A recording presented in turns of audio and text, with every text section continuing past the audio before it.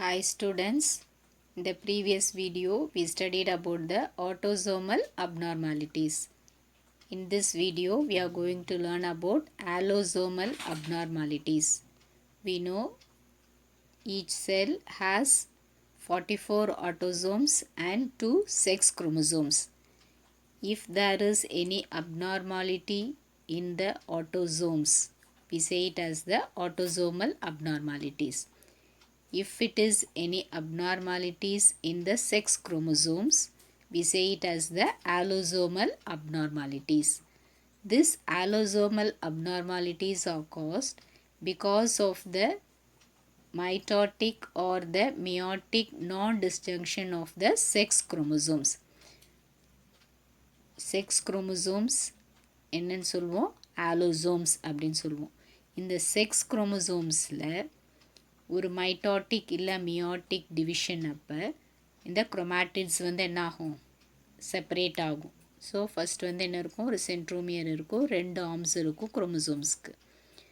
அப்போது cell division அப்போ என்ன ஆகும், இந்த சென்ட்ரோமியர்லேருந்து ஒரு ஆர்ம் அப்படியே 2ஆக ஸ்ப்ளிட் பண்ணி அப்படியே குரோமாட்டிட்ஸ் ஃபார்ம் பண்ணணும்.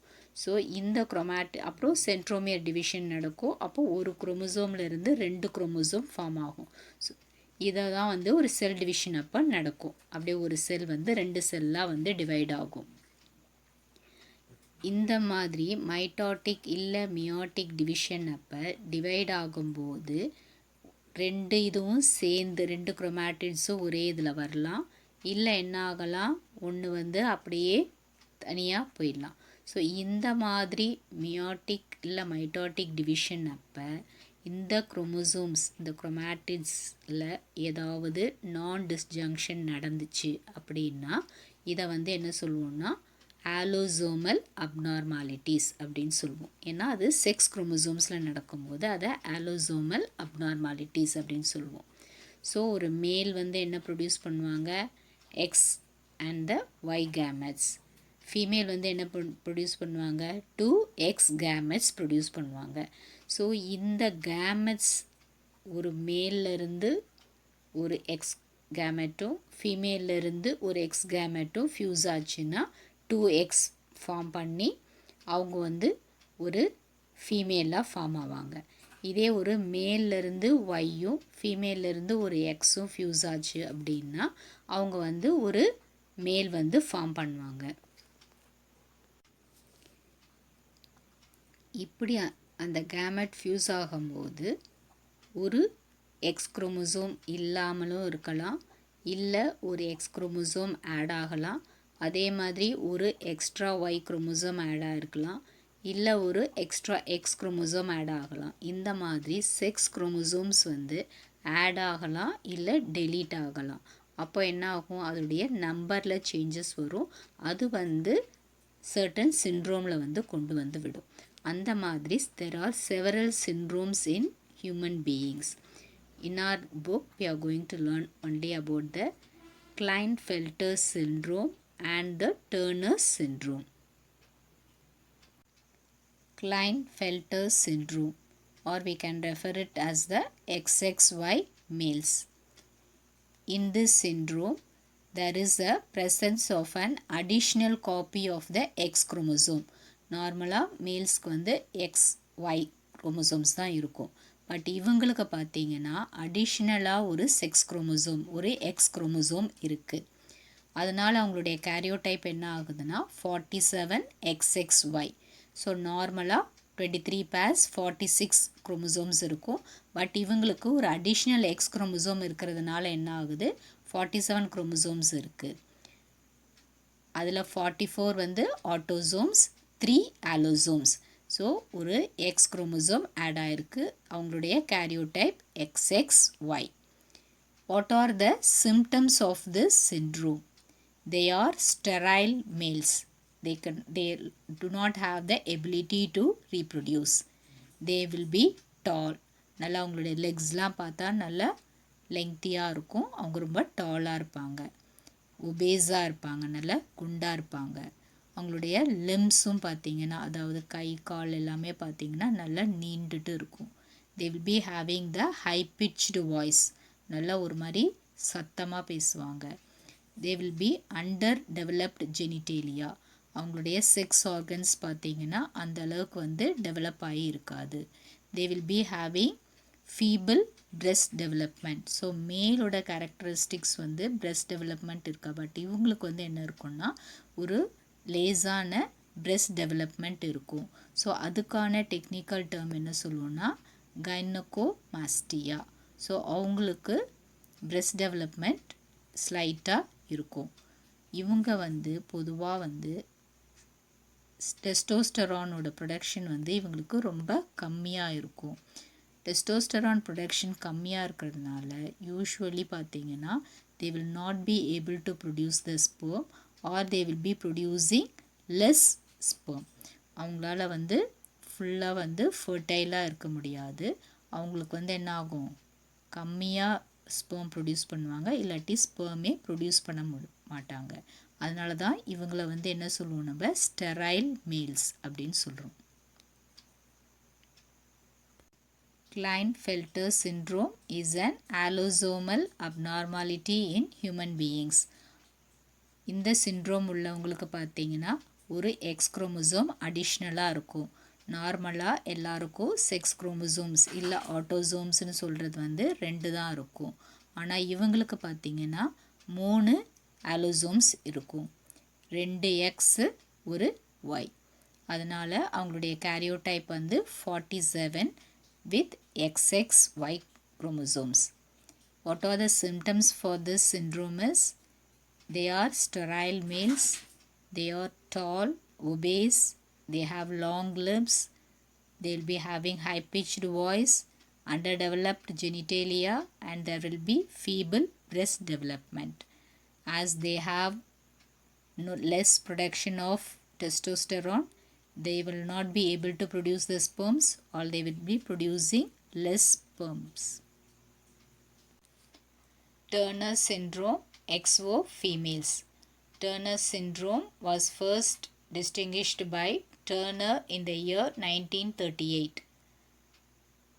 The syndrome is caused because of the loss of one X chromosome, and as a result the karyotype will be 45X. நார்மலாக எல்லா ஃபீமேலுக்கும் பார்த்தீங்கன்னா 2 எக்ஸ் குரோமோசோம் இருக்கும்.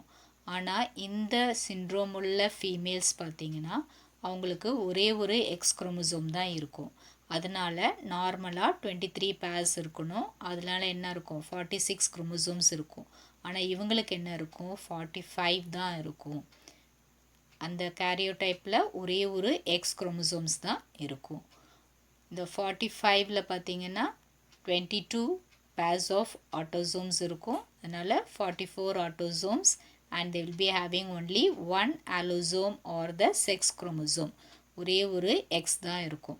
அதனால் வந்து அதை XO அப்படின்னு ரெஃபர் பண்ணுறதை விட X0 அப்படின்னு சொல்லலாம்.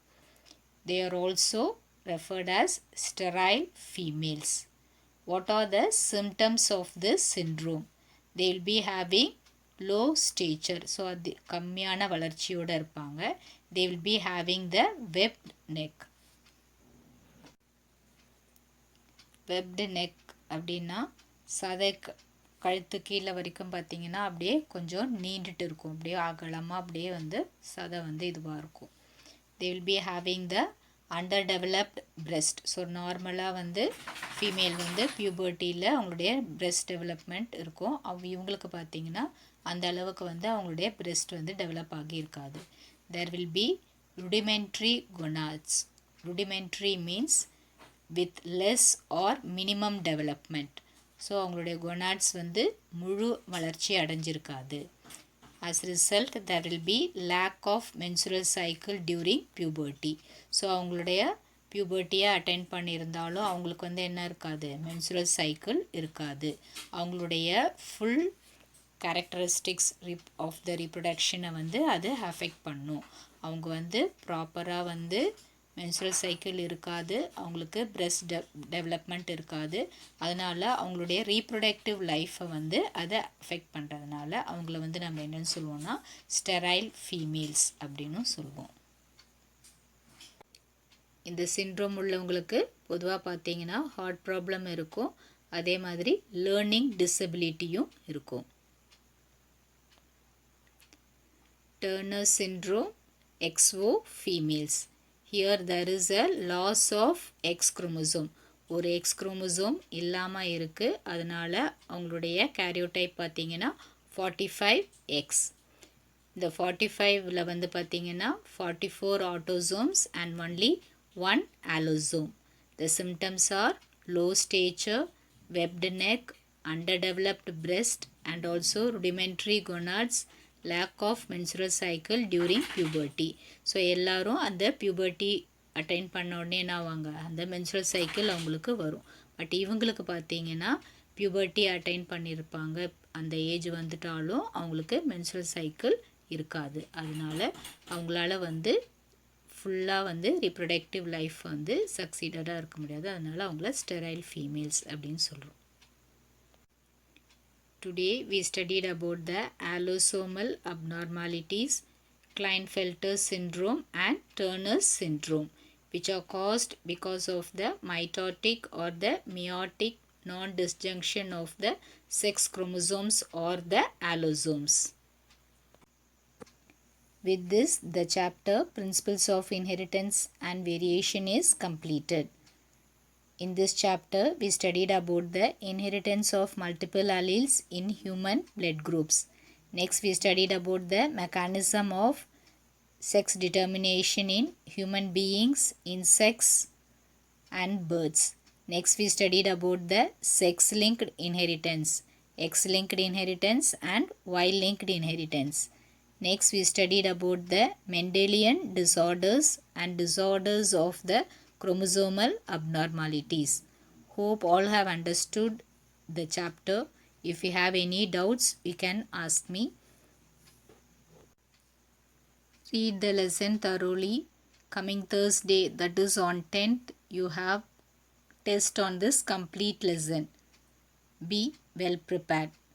Stay home, stay safe. Thank you, children.